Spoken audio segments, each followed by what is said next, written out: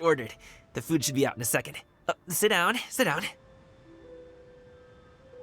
Let's all take a seat. Here, hand me your cups. Oh, thank you. Wait, you weren't supposed to drink that, Paimon. That was for you to rinse your utensils. That's a thing?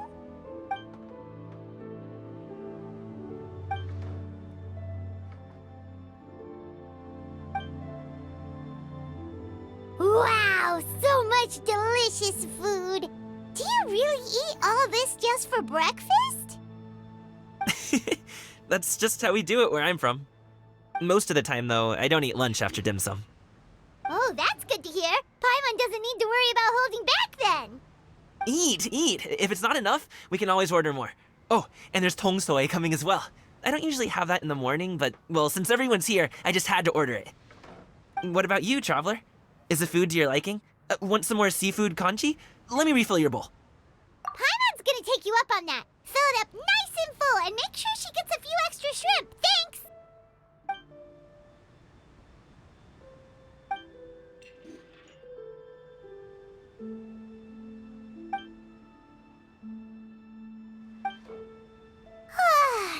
So full.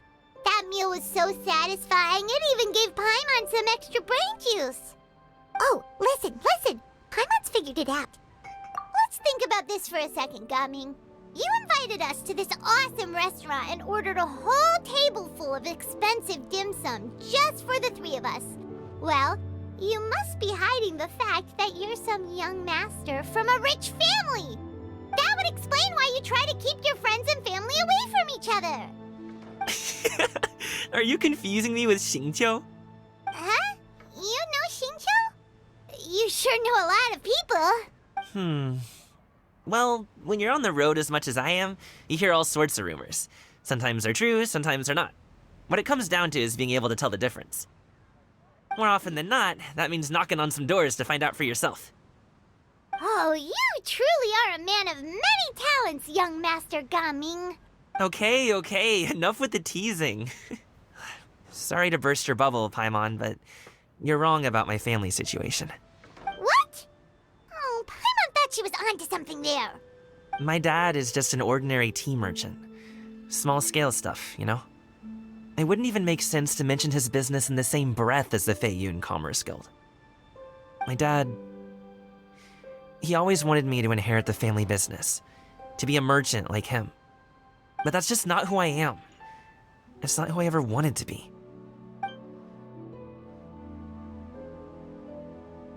Have you ever talked to him about it? You know, about your interests and aspirations and stuff. Of course I have. I told him I wanted to be a wushu dancer. That I wanted all of Teyvat to see what I could do. According to my dad, though, that wasn't a real job. Just a child's pipe dream. Oh, that's terrible. I'm sure he thought I would come around eventually, but wushu dancing has always been the only thing I wanted to do. One day, he tried to get me to visit some other tea merchants to start building the right relationships, but I refused to go. We got into a huge fight. We were this close to throwing hands. In the end, I was so angry that I ran away from home. I haven't been back since. Don't get on my case just yet, okay? It's not like I think I'm completely without fault. No, I know that it wasn't the right way to go about things. But my dad's stubborn. No matter how hard I tried to convince him, it just went in one ear and out the other. There was no changing his mind. I knew talking would only get me so far, but if I made it big in Liyue Harbor, the results could speak for themselves. Gaming. But I'm sure you both already know how that's going. Wushu dancing's just not that big in Liyue Harbor. In the past, I would go door to door from store to store, asking if they would be interested in hiring a performer. Most times, I wound up eating nothing but humble pie. And you can't just rely on dreams to put food on the table, right?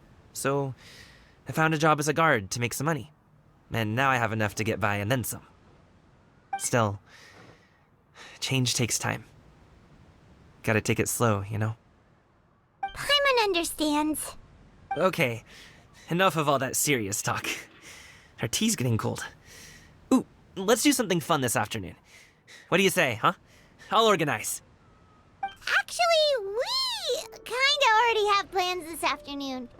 We told Xianyun that we would go to her kite-making workshop. Oh? Are you interested in kite-making, Gaming? Oh, no. It's just that I happen to know Auntie Xianyun. That title certainly humanizes her a bit. Oh, I know that she's an Adeptus. I met her during a delivery once. But hasn't she been in the city lately?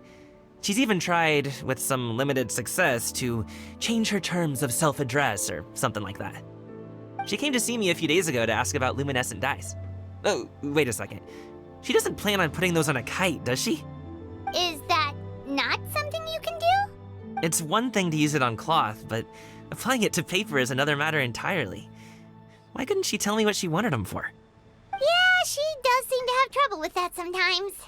It would be such a shame if everyone worked so hard on their kites only for them to get ruined in the end.